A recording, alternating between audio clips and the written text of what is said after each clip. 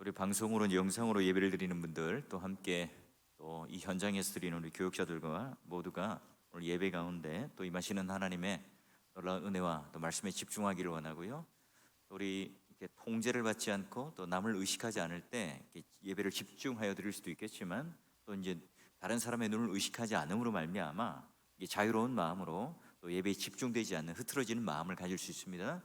좀 더 이렇게 긴장된 마음으로 말씀으로 또 하나님께서 메신저가 아니라 그 메시지에 한번 집중하셔서 이 시간 말씀을 쫓아 또 하나님 말씀을 듣고 또 그 말씀이 오늘 우리 심령에 도전을 주는 말씀이길 원하는데요.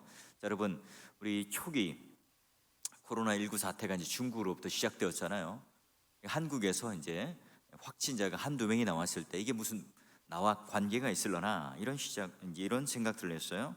다들 이제 나와는 뭐 아무런 관련에는 문제가 없다 생각을 해요. 2월 말쯤에 이제 대구에 신천지 사건을 촉발되어서 이제 확진자가 막 폭발적으로 증가를 합니다.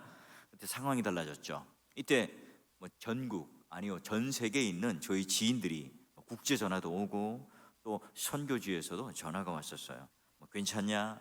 살아있냐? 혹시나 뭐 교인들 중에는 확진자가 없느냐? 지금은 이제 반대 상황이 되었죠. 뭐 수도권이나 또는 전 세계, 지금 이제 남아프리카까지 팬데믹 현상으로 이어져가고 있습니다. 코로나19로 이제 감염 자체가 광범위한 지역 감염이 다 되었기 때문에 이제 내 옆에 있는 누구라도 바로 나에게 이 코로나19를 전파할 수 있는 대상이 될 수 있다는 그런 생각 때문에 우리는 바짝 경계를 하고 지금도 우리는 마스크를 쓰고 이제 일상의 생활을 합니다. 기저질환자 또는 건강이 약한 자들 또는 연세가 많으신 분들 또 면역이 약한 사람들은 이 감염이 되면 내가 죽는 것은 아닌가 하는 공포심이 있죠. 두려움에 사로잡힙니다. 그래서 사람들이 많이 모여 있는 것은 가급적 피하게 되죠. 또 어떤 분들은 이렇게 우울증 때문에 치료를 받는 분들도 꽤나 있다고 그래요. 자, 젊은 사람들은 어때요? 또 건강한 사람들은 이건 뭐 코로나19는 중증 질환이 아니라 감기와 같아서 금방 회복될 수 있다. 그래서 굉장히 가볍게 생각합니다. 여러분 그래서 뭐 클럽도 가고 주점도 가고 뭐 노래방도 가고 또 즐길 것을 다 즐겨요. 밀폐된 어떤 다중시설에 가서 턱하니 코로나19에 확진자가 됩니다. 어때요? 이 사실은 내가 이 건강이 나빠지는 것보다 더 무서운 게 뭐예요? 이 사회적인 편견이죠. 마치 범죄자가 된 듯 이 사회적 편견, 따가운 시선 힘듭니다. 그러니까 내가 감염된 것을 숨기고 자기의 동선을 또 거짓으로 말해가지고 더 이렇게 전염자, 확진자를 키우는 그런 결과도 봤습니다. 여러분, 이 교회가 처음에는 무슨 원흉이었어요. 그러나 여러분, 이 교회 공예배가 오히려 방역 수칙을 잘 지켜요. 그래서 여러분, 확진자가 이 교회에 왔다 가지만 오히려 확진자 또는 이 전염자가 없습니다. 오히려 클럽발 이 감염 사태가 비껴간 게 교회입니다. 하지만 요즘에 이제 소그룹 모임, 통제가 되지 않는 방역 수칙을 지키지 않는 소그룹 모임 안에서 이렇게 전파가 일어나고 있어요. 코로나19는 교회 생활도 이제 그래서 급속하게 우리를 이렇게 삶 가운데 바꾸어 놨어요. 그동안 여러분 한국 교회 세계 어느 교회들보다 모임이 많은 또 자주 모이는 교회 아니었습니까? 여러분 주일만 모이는 것이 아니라 수요일, 금요일 또 새벽 기도회 그 외에 여러분 낮에 뭐 전도 모임, 양육, 소그룹 또는 뭐 구역 권찰 모임 등 많아요. 여러분 그런데 이제 우리가 이 코로나19 사태 이후로 이런 모임의 태도, 모임에 대한 이 태도가 급격하게 다른 쪽으로 이제 모여지 못한다는 그런 마음으로 우린 기울고 있어요. 이제 아무리 우리가 모이자고 해도 그런 상황이 되고 있지 않죠. 자, 그렇다면 우리는 어떻게 이 코로나19 시대를 슬기롭게 지나가야 될까요? 목사로서 이제 그런 기운은 있습니다. 코로나19 사태로 모이기가 힘들어져가는 이 상황이 더욱더 이제 부채질될 것인데요. 우리는 그러면 이 각종 모임에 대해서 어떻게 근본적인 생각의 전환을 할까? 또는 이런 프레임, 이런 지금 우리가 드리고 있는 예배의 전체적인 예전과 모형들을 변모해 갈 것인가? 여러분 지난 시간을 한번 돌아볼까요? 우리가 지금 이 주일에 예배당에 모여서 예배하는 것으로 결정할 때 우리가 이제 가정에서 영상으로 예배드리기를 결정했을 때 많은 이들이 세속적인 결정이라고 몰아붙이는 사람도 있었죠. 여러분, 그래서 우리는 이미 이제 집에서 영상으로 예배를 드리는 사람들이 많습니다. 자, 이 예배당에 모여서 예배가 이제 회복되고 시작되었지만 아직까지 그런 감염의 공포 또는 그런 두려움 때문에 아직 예배당에 나오지 못하는 분들도 있습니다. 자, 이 비상시국에 한시적으로 한 방편인데, 혹 이제 이런 예배 형태가 이 장소의 어떤 자유로움을 가지고 또 나는 아무 데서나 또는 나는 가정에서 개인적으로 예배를 드려야 한다, 이런 정당성을 부여하지 않을까 심히 걱정되긴 합니다. 우리가 온라인으로 예배를 드리고 이런 설교를 시작할 때에 여러분, 처음 설교 시작할 때 그리고 설교가 딱 끝나면 이 접속을 끊는 분도 있다고 그래요. 그렇다면 뭐죠? 설교만 강조돼요. 우리가 예배 안에 있는 모든 기도와 찬양과 또 권징, 또 예배 안에 있는 모든 요소가 다 중요하죠. 성례 등. 그런데 여러분, 이 설교만 강조되고 또 여러분, 언젠가 이거는 또 영상 기록이 남아 있으니까 꼭 이 시간에 듣지 않아도 나중에 내가 편할 때 뭐 들어도 된다, 이런 생각을 가질 수 있을 거예요. 그렇다면 우리는 이 예배의 장소성을 잃어버리게 될 겁니다. 과연 우리는 그럼 예배는 내가 원하는 때 내가 원하는 방식으로 내 입맛에 맞는 예배를 드릴 수 있는 것인가? 여러분, 우리가 이제는 예배의 장소성에 대한 활발한 논의도 필요해요. 그렇다면 우리가 그런 교회 모임과 주일 공예배를 어떻게 이해할 것인가? 다음 주부터 우리는 모든 예배가 다 이제 예배당에 와서 모이는 예배를 회복합니다. 어떻게 하면 우리는 예배를 드릴 수 있을까? 어떻게 예배를 드려야 할까? 오늘 말씀 안으로 한번 들어가 볼까요? 시편 24편, 잃어버린 언약궤가 예루살렘으로 돌아와요. 그 순간을 기념하면서 악기에 맞춰가지고 노래를 부르고 찬양을 하는 시입니다. 하나님께서 대적하는 대적들을 다 물리치시고 승리를 거두신 후에 성전 문으로 입성하는, 마치 언약궤가 의인화되어서 승전의 개가를 울리고 성전 문을 열고 입성하는 그 영광의 왕을 찬양하는 시예요. 자, 1, 2절을 볼까요? 땅과 거기에 충만한 것과 세계와 그 가운데 사는 자들은 다 여호와의 것이로다. 여호와께서 그 터를 바다 위에 세우시며 강들 위에 건설하셨도다. 어떤 이미지가 떠오르세요? 창세기 1, 2장 그리고 오늘 이 골로새서 1장 16절 우리 같이 한번 읽어볼까요? 시작. 만물이 그에게서 창조되되 하늘과 땅에서 보이는 것들과 보이지 않는 것들과 혹은 왕권들이나 주권들이나 통치자들이나 권세들이 만물이 다 그로 말미암고 그를 위하여 창조되었고. 자, 여러분, 창세기 1장에 하나님의 창조가 딱 그림으로 연상이 되죠. 이 세상에 어떤 것도 하나님의 창조물이라고 한다면 우리의 것이 있을 수 있을까요? 여러분, 창조주에 대한 그러면 이 피조물의 반응은 무엇인가? 바로 창조주 하나님을 찬양하는 일이죠. 자, 그래서 여러분, 시편 100편에 바로 하나님은 어떤 분이시라고요? 우리를 지으신 분이고 우리는 그의 백성이고 기르시는 양이로다. 동일하죠. 이 다윗이 지금 자기가 왕인데요, 모든 것을 다 가질 수 있고 모든 것을 할 수 있는 사람이지만 왕의 위치 속에 인생의 가장 정점에 있지만 하나님의 바로 나를 지으신 이고 나는 그의 백성이고 나는 양이다, 이런 고백을 합니다. 그러니 지금 이 다윗에게 있어서 하나님을 경배하는 그 예배하는 대상이 누구입니까? 바로 창조주 하나님. 그 창조주 하나님에 비하면 나는 피조물이고 나는 그의 백성이고 그의 어린 양이다 하는 이 생각을 가지고 하나님께 나아갑니다. 모든 사람들이요, 틀림없이 우리는 무엇인가를 또는 섬겨요. 교회를 다녀도 우리는 얼마든지 미신적인 신앙을 가질 수가 있어요. 우리 하나님을 섬긴다고 합니다. 하나님의 이름을 대죠. 얼마든지 수많은 세월을 지나가면 사람들로부터 이 겉모습이 인정되면 직분자가 되기도 하고 교회 안에서 그런 위치에 이를 수도 있습니다. 하지만 여러분, 하나님이 누구인지를 모른 채 교회를 다닌다면, 하나님이 누구인지를 모른 채 예배를 드리고 있다면 그 뭐예요? 그 미신이에요. 예배당에서 우리가 예배를 드리든 지금 영상으로 예배를 드리든 하나님께서 오늘 우리의 인생의 창조주가 되시고 그 하나님이 지금 예배의 대상이 된다는 이 사실을 우리가 모른 채 예배를 드린다면, 그 예배의 대상이 바뀐다면 결국은 어떻게 돼요? 우리는 하나님과 무관한 예배를 드리는 겁니다. 지금 이스라엘 역사를 보면 하나님을 섬긴다고 하지만 하나님이 아닌 다른 우상을 섬길 때가 많았어요. 한 예를 볼까요? 모세가 시내산에 올랐을 때 율법을 받기 위해서 더디 내려오죠. 이때 여러분, 모세의 형 아론이 백성들과 함께 두려운 마음이 드는 그 백성을 달래기 위해서 그들이 던져놓은 귀걸이, 팔찌, 반지 이런 것들을 모아서 금송아지를 만듭니다.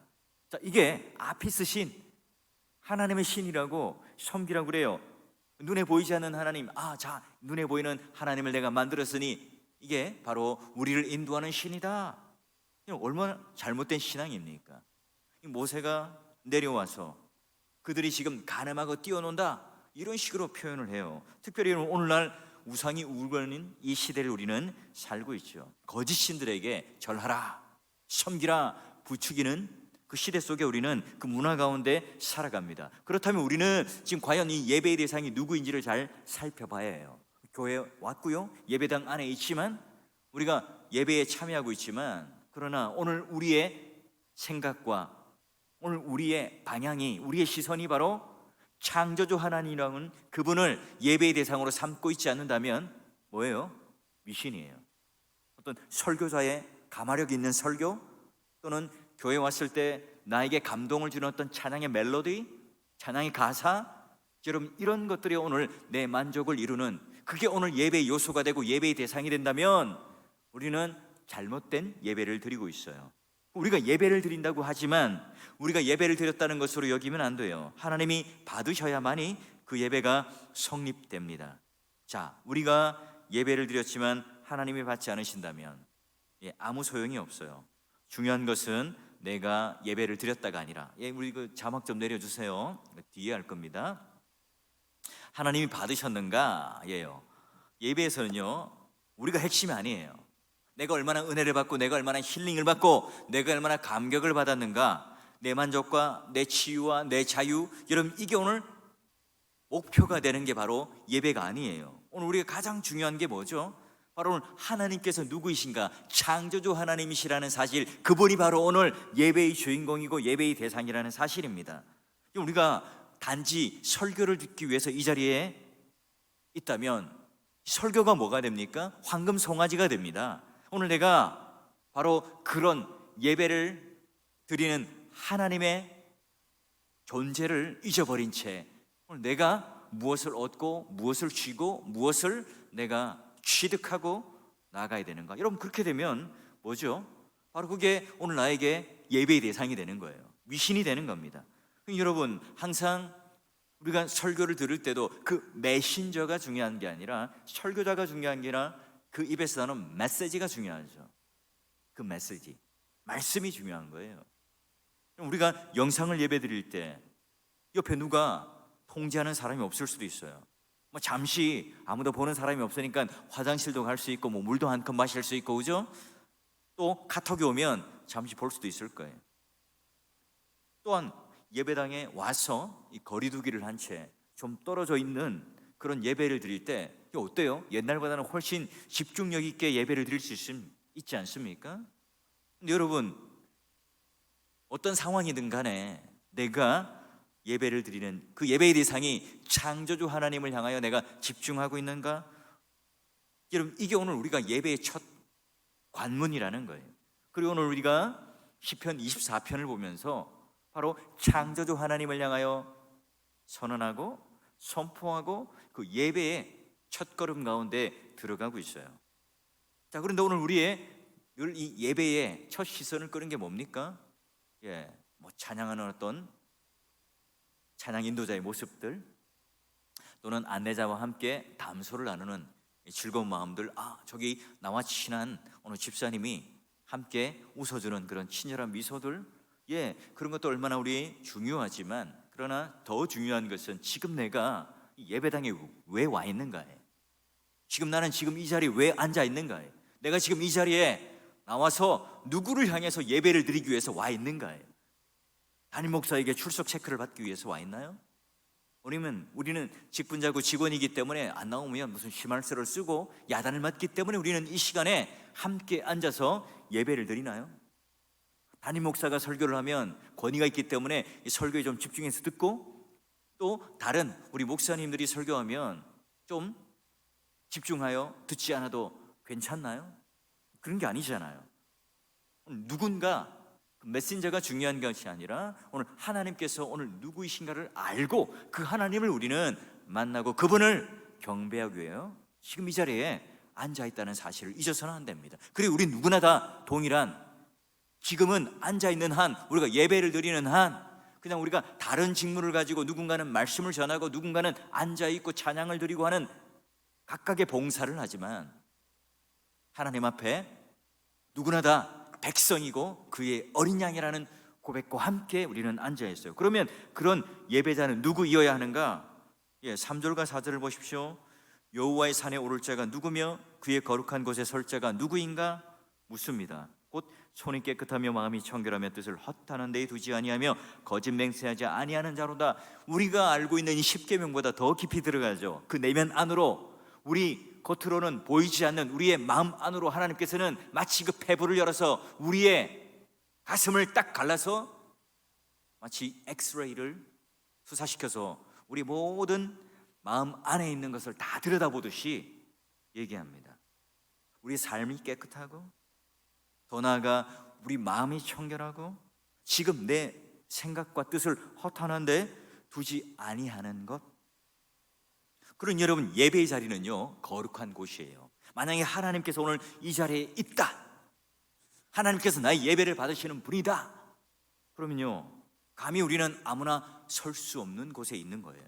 우리 마음대로 할 수 있는 게 아닙니다. 과연 내가 하나님께서 예배를 받으시는 대상이 된다면 우리는 영상으로 예배를 드리든 지금 이 예배당에서 예배를 드리든 그 하나님을 의식하며 예배를 드려야 되겠죠. 여러분 보십시오. 구약시대에도 분명히 여호와의 산, 거룩한 산이라고 명명합니다. 그리고 여호와의 산, 성소, 성막, 오늘 이스라엘 그 삶의 중심이 되는 눈에 보이는 가시적인 장소가 있었죠. 물론 성막이라고 하는 것, 하나님께서 그 어두컴컴한 마치 자기 비하를 통하여 제한된 공간에 들어오시지만 그곳에서 오늘 하나님께서 그들을 만나주시는 놀라운 은혜가 임하는 곳이 바로 성소죠. 증거장막입니다. 여러분 지난 시간에 우리가 인류 최초에 일어났던 그 아벨과 가인의 제사, 그 교훈을 잊어서는 안 됩니다. 하나님께서는 동생 아벨이 이 제사를 받으셨지만 가인의 제사를 받지 않았던 게 뭐죠? 제물의 종류에 따라가 아니죠. 하나님께서 받으시고 거부하는 것은 그 제물의 차이가 아니라 그 마음의 중심, 그 태도, 그 모든 전인격, 그 제물과 함께 드려지는 그 사람의 존재, 그 모든 것들이 다 바로 하나님께서 받고 받지 않으시는 기준이었죠. 이게 바로 오늘 하나님께서 원하시는 그 예배의 기준이었고 예배자의 기준이었습니다. 여러분 예배자의 마음의 상태, 외적인 그 모든 행동들, 또한 여기 시편에 보니까 그 이웃까지의 관계까지 다 확인해요. 거짓 맹세하지 마라, 거짓말을 하지 마라, 거짓된 행동을 하지 마라.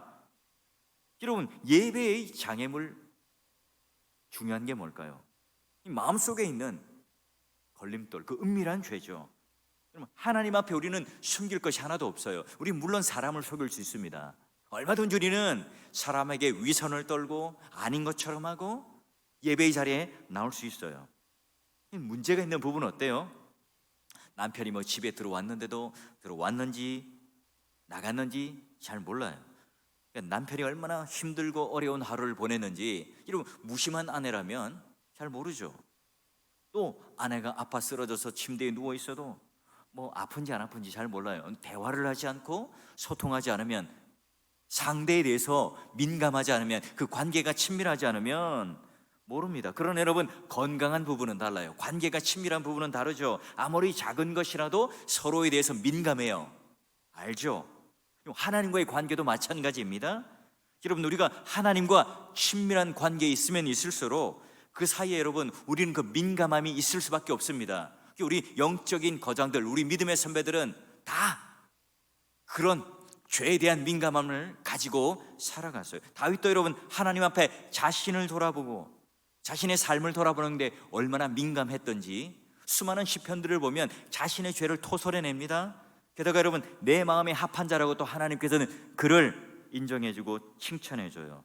우리가 하나님 앞에, 사람에게는 들키지 않지만 하나님 앞에 지었던 이 은밀한 죄 때문에 내가 하나님 앞에 얼마나 엄격하게 다루어지고 있는가, 그 느끼며 살았던 게 바로 믿음의 선배들이에요. 영적인 깨어있다면 그 영적인 민감함을 통해서 하나님과의 관계 속에서 자꾸 걸려요. 자연스럽지 않아요.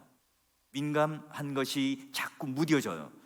이걸 느끼며 살았죠. 지금 그러기에 하나님의 사람들은 자그마한 이 죄도요, 걸림돌이 생겨서 그냥 사람 앞에서 작은 거짓말을 하고, 또한 누군가를 미워하고 악한 감정을 가지는 그 순간 내 마음에 무엇인가 가로막고 있는, 내 마음과 뭔가 걸림돌이 있는, 무언가 장애가 있고 장벽이 있는 것을 우리는 느끼죠. 그러기에 하나님 앞에 자유롭게 나가지 못해요. 찬양해도 그 찬양의 맛을 느끼지 못하고요, 말씀을 들어도 무언가 이건 나를 치는 말씀 같고 뭔가 가시가 있는 것 같고 아멘으로 화답되지 않고 또 달리 해석되기도 하고, 아니면 그 말씀이 나에게 적용되지도 않고 이해되지도 않아요. 나와 전혀 관계없는 말씀이 될 뿐이죠. 여러분, 작은 죄라도 내가 해결하지 않은 그 상태에서 욕심에 이끌려서 내 마음에 그대로 있는 이 상태 속에 한번 예배를 드려 보십시오. 내가 정말 하나님 앞에 그 긴밀하고 민감한 관계 속에서 살아가는 삶을 누리고 그 은혜 속에 살다가 내가 자그마한 죄, 또 내가 이웃과의 관계가 흐트러지고 또한 껄끄러운 이 관계 속에 있다면, 여러분, 내가 이 예배를 드릴 때 그 예배의 자유를 누리는 거 한번 경험해 보시라고요. 우리가 형식적인 예배는 가능하겠죠. 와서 그냥 예배를 드리며 찬양을 드리고 말씀을 듣는 그냥 무미건조한 형식은 치러내겠죠. 그러나 오늘 하나님 앞에 드려지는 이 진정한 예배가 되느냐 말이죠. 죄는 우리의 마음을 닫게 만듭니다. 그리고 하나님과의 관계가 멀게끔 해요. 우리 스스로가 하나님께 등을 돌려버리는 그런 게 바로 죄의 결과입니다. 우리는 때로는 실수하죠. 죄를 짓지 않는 사람은 아무도 없습니다. 그때마다 우리는 어떻게 해요? 그런 상황에 있을 수 있지만 믿음의 선배들은, 믿음의 거장들은 어떻게 할까요? 이어지는 말씀을 볼까요? 자, 5절 6절 우리 한번 같이 읽읍시다. 시작. 그는 여호와께 복을 받고 의를 얻으리니 이는 여호와를 찾는 족속이요 야곱의 하나님의 얼굴을 구하는 자로다. 여러분, 갑자기 야곱의 이름이 왜 나왔을까요? 지금 야곱은요, 실패한 그 인생 뒤범벅이 되어 있잖아요. 수많은 실패와 실수의 늪에 빠져 있던 사람이 야곱이에요. 그런 야곱을 하나님께서 만나 주시죠. 그래서 그의 인생을 야복강가에서 씨름으로 그를 치시고 새로운 이름 이스라엘로 명명하시고 그 하나님의 얼굴로 그를 덮어주시고 그 인생 가운데 새로운 인생, 그 아름다운 인생으로 첫 출발을 내딛게 하세요.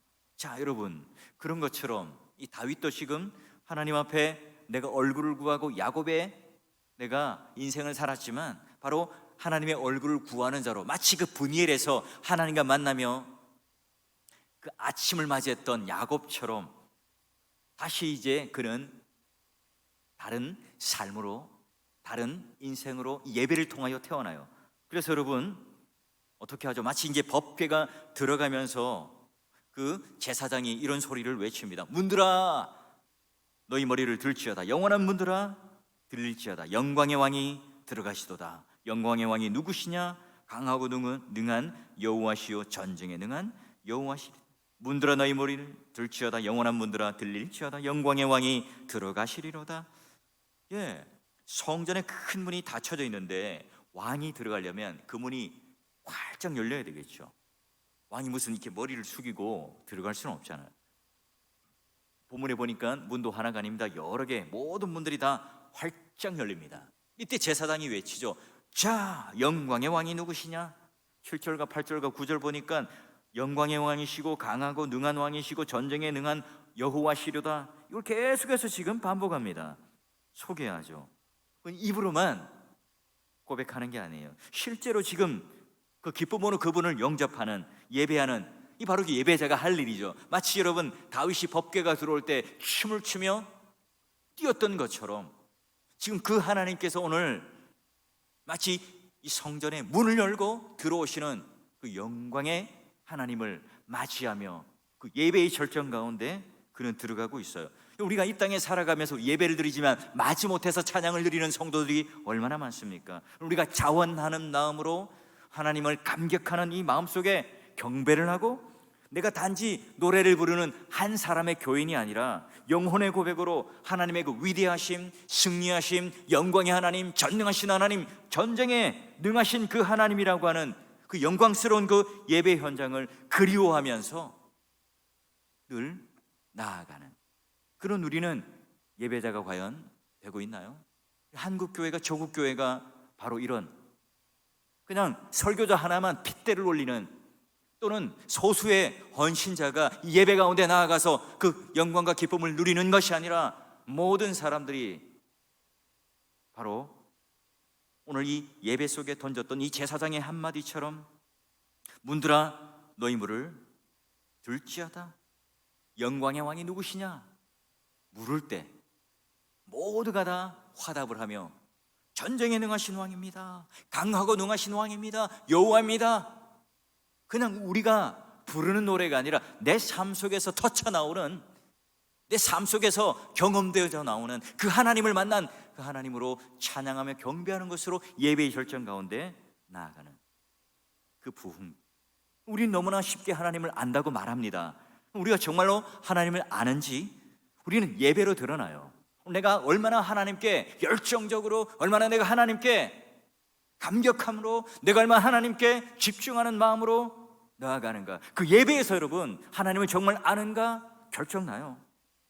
나와 그다지 관계없는 분이라고 생각할 때 우리 예배는 지루하죠. 그 하나님이 누구인지에 대해서 우리는 민감하게 느껴지지 않습니다. 우리가 하나님을 거룩하시다 말은 할 수 있습니다. 하지만 거기서 우리는 생각이 멈추죠. 막연하게 그냥 하나님은 거룩하시고 우리와 구분되시는 하나님, 그러나 하나님께서 거룩하시기 때문에 오늘 그분의 예배자인 나도 그 거룩한 하나님 앞에 설 수 없는 자라는 사실을 깨닫고, 그러기에 그리스도의 의의 옷을 입어야만이 우리 또한 그런 거룩한 삶을 살 수 있고 거룩한 자로 그 성소 앞에 거룩한 곳에 설 수 있는 자가 된다는 것을 깨닫죠.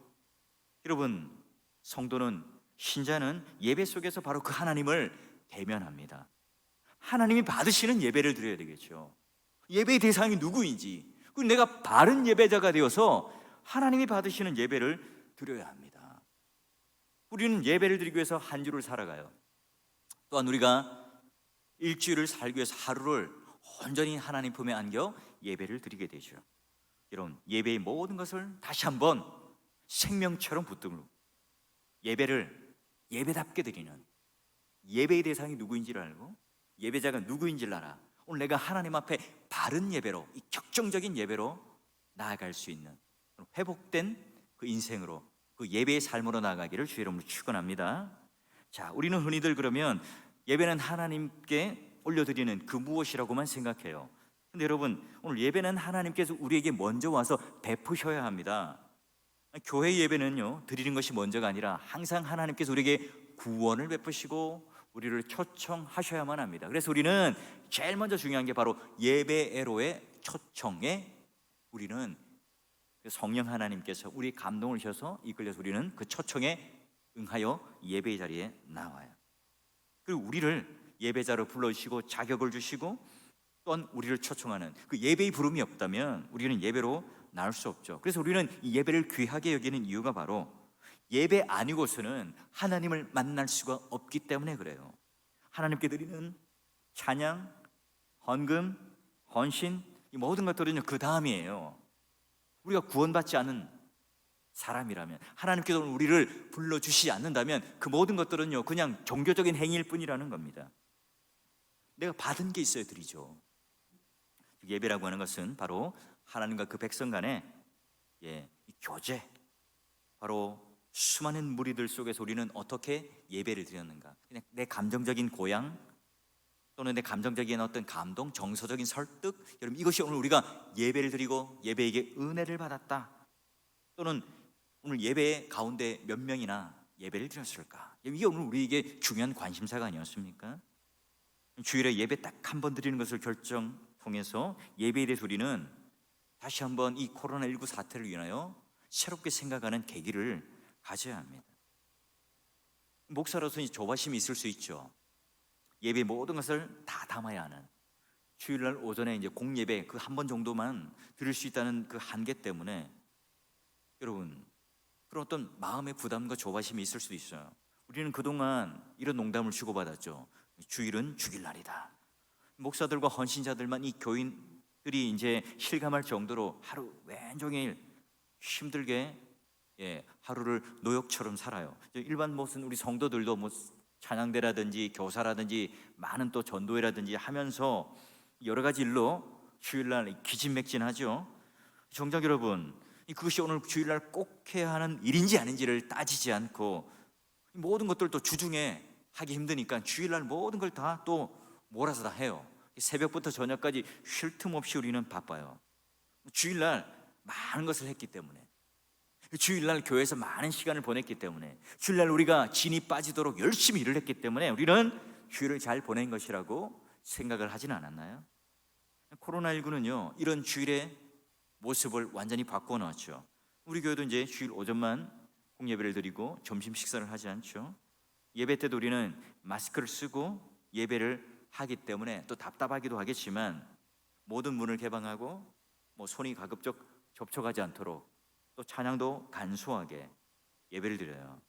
여러분 어때요? 주일 오전 예배만 드릴 때 뭔가 우리가 허전하지 않나? 뭔가 남는 시간은 뭘 해야 하지? 그 행복한 당황을 잠시 잠깐 했어요. 이 코로나19는요 바로 이런 우리의 예배의 생활 또 주일을 다르게 생각하는 변곡점이 될 거예요. 우리 교회 생활도 마찬가지죠. 우리는 지금 이 현실을 잘 직시해야 됩니다. 이제는 과거와 달라요. 신자들이 모이라 강조를 하더라도 그 모임에 대하여 모일 수 있는 그 힘든 상황이 왔어요. 예전에 이 주일날 모든 것을 다 해치우려 하던 것, 그것마저도 지금 이제는 하기 힘든 시대에 왔다고요. 주일에 하루 종일 내가 이제 교회 안에 붙잡혀 있을 수도 없습니다. 예전에는 그래도 평일에 못하던 거 주일에 몰아서라도 했는데요, 지금 그것조차도 이제 할 수가 없죠. 주일 공예배 그러면 1시간 안에 이 모든 것들 오늘 우리가 은혜를 다 받는다 할 수 있습니까? 한 번 우리가 예배를 참석한 것으로 주일을 잘 지켰다고, 우리의 모든 의무를 다했다고 인상을 주는 그 예배로 땡 하고 끝날 수 있냐고요. 여러분 우리 지금 이 교회의 모습은 바로 가족이나 함께 모이기를 원치 않는 상황에서 이제 우리는 함께 모여서 예배를 하고 또 무언가를 하는 것에 대하여 기피하고 회피해요. 신자 개개인의 어떤 신앙과 개개인의 어떤 삶을 그냥 맡기라고, 그 가능성을 믿으라고 얘기를 해요. 그래서 여러분 코로나19는 그동안 한국 교회가 그냥 신앙에 사로잡혀 있었던 것들을 이제 개인주의적인 어떤 신앙으로 좀 바꿀 수 있는 계기다. 개인의 경건생활, 개인의 어떤 결단들을 강조하는 신앙의 기회다, 이렇게 말하는 사람도 있습니다. 근데 여러분 또 한편으로는 부정적인 어떤 모습을 보여주는 아니란 생각이기도 해요. 여러분 이제 내가 혼자 신앙생활을 할 수 있다, 나 혼자로 잘할 수 있다. 여러분 이건 불교에도 가능한 일입니다.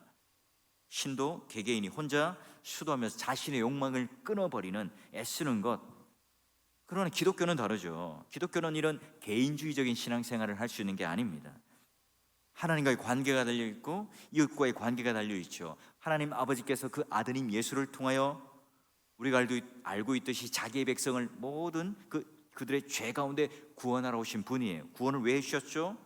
우리를 교회로 보내시고 그 교회 안에서 우리의 구원을 이루어가게 하시고, 또 사도신경의 고백처럼 거룩한 공교회와 성도가 서로 교통하는 것과 그 분명한 우리는 이해를 가지고 바로 서로가 그 하나님의 말씀과 신앙 고백 안에 교제하며 살아가는 공동체죠. 여러분 공예배를 참여하는 것 없이, 성도의 교제 없이 오늘 나 혼자 고독하게 결단하고 나 혼자 행동하는 것이 제일이라고 합리화해서는 안 됩니다. 온라인에서도 얼마든지 우리는 예배라고 하는 것을 드릴 수 있다, 개인주의화된 이 신앙생활에 대안으로 삼을 수 있다? 아니요. 그게 전부일 수는 없어요. 코로나19는 오늘 우리의 삶의 방식, 다시 한번 우리는 잘 모여서 예배를 드리고 성도의 교제를 잘 나눌 것을 요청을 해요. 이런 식의 우리는 더 분명하게 물을 수 있죠. 주의 성산이 어딘가, 주의 거룩한 곳이 어디 있는가, 우리 어디인지를 분명하게 바로 갈망하게 합니다. 바로 하나님께서 공교회라고 하는 것과 성도의 교제라고 하는 것이 함께 이루어질 수 있는 그 거룩한 성산이 어디냐? 다시 한번 묻게 하죠. 하나님께서 이 코로나19를 우리에게 허용하신 이유가 뭘까요? 우린 기도하면서 그 하나님의 섭리에 대하여 깨달을 수 있도록 물어야 합니다. 오늘 우리의 신앙의 체질을 바꾸려고 하시는 건가? 아니면 우리에게 그런 영적인 다이어트를 하게 하시는 건가? 그간 한국 교회가, 조국 교회가 다양한 그런 신앙의 거품과 그 프로그램들로 인하여 홍수 속에 살아감으로 말미암아 진정한 하나님 말씀의 교제와 또한 이 공교회로서의 일치성을 이루는데 우리가 너무나 도외시하지 않았는가? 개교회 중심적으로 오늘 개교회가 어떻게 하면 수적으로, 양적으로, 물질적으로 부흥할까? 여러분 이런 데만 관심을 갖지 않았는가? 또한 이 예배의 대상이 누구이며 예배자에 대한 분명한 이해 속에 공예배 속에 복음 설교를 듣고 또 가족들과 함께 이 가정을 세울 수 있는 말씀으로 그들에게 공급해주고 나누어주는 그로 말하면 신앙의 고백적 일치를 이루는 가정이 되고 있는가 물어요. 각계 전투를 잘하면 개인의 신앙생활만 잘하면 된다? 그렇지 않죠. 언젠가는 주일이 원래대로의 모습으로 돌아갈 거예요. 여전히 복잡한 날이 또 언젠가는 오겠죠. 근데 이때 여러분 코로나19를 계기로 예배와 교제에 집중하는 일을 다시 한번 우리는 찾아야 합니다. 그래서 우리는 하나님과의 만남, 교인들과의 진솔한 교제와 만남의 장이 바로 거룩한 산이 되고 거룩한 성소가 된다는 거예요. 특정한 사람들 몇몇 대상을 가지고 세분화된 이 프로그램 또는 몇몇 사람들의 끝없는 헌신으로 돌아가는 그 프로그램, 마치 컨베이어 벨트에다가 올려놓은 듯한 그런 어떤 식의 세상의 어떤 모양의 모습들이 아니라 함께 예배하고 함께 교제하는 것으로 집중하는 것. 코로나19가 바꿔놓은 이 예배의 모습들 또 일상의 모습들 우리는 잘 활용하면 좋겠어요. 성문을 열고 승리의 계가를 부르며 임재하시는 그 하나님의 영광을 바라보며 이 다윗이 지금 이 법궤가 들어오고 있는 이 모습을 바라보며 마음껏 소리를 지르며 찬양하는 것처럼, 아니 혼자만 하는 것이 아니라 함께 예배드리는 모든 사람들을 향하여 영광의 왕이 누구시냐 물을 때 모두가 다 그 경험한 하나님을 찬양하며 또 경배하는 그 놀라운 은혜의 모습들 속에 그동안 이 주일이 여러 날들 중에 하루라고 하는 생각, 타락한 시간 속에 들어와서 오늘 우리에게 어떤 회복과 어떤 하나님과의 만남과 교제 속에 우리에게 주신 그 놀라운 그 은혜, 하늘의 시간이 펼쳐지는 공간과 시간이라는 사실을 우리는 생각하지 못한 채 오히려 예배의 대상이신 하나님이 사라져서 오늘 인간의 활동 또는 인간의 만족이 중심되는 예배는 아니었는가를 한번 살펴봐야 되겠죠. 우리는 주일에 예배를 통해서 더 많은 것을 누릴 수 있죠. 모든 날의 의미를 부여하는 게 바로 주일이기 때문에 그렇습니다. 모든 활동의 의미를 부여하는 게 뭐예요? 예배이기 때문에 그래요. 그렇다면 우리는 주일에 다른 것을 할 여유가 없죠. 바로 예배라는 것, 공교회로서의 예배와 성도의 교제라고 하는 것. 오늘 우리가 이 코로나19를 통해서 예배를 새롭게 볼 수 있는 계기를 주시고 모여서 예배를 하는 이 중요한 가치가 무엇인지를 깨닫게 해주었습니다. 주일은 이 모든 세계가, 모든 세상이 다 산산조각 난 이 세상을 향하여 하늘과 연결될 수 있는, 이 땅과 하늘이 맞닿을 수 있는 시간들을 오늘 세상 사람들 앞에 보여주는 시위의 날이고, 또는 우리의 모든 그 은혜 받은 놀라운 찬양을 통해서 세상 사람들 앞에 거룩한 충격을 주는 날이기도 합니다. 지난주에 성찬을 하는 교회를 봤습니다. 장갑을 끼고 또 모두가 다 일회용 장갑을 끼고 성찬을 하며 감격의 눈물을 흘리는 한 교회의 모습을 보면서 굉장히 뜨거운 감격을 저는 받았습니다.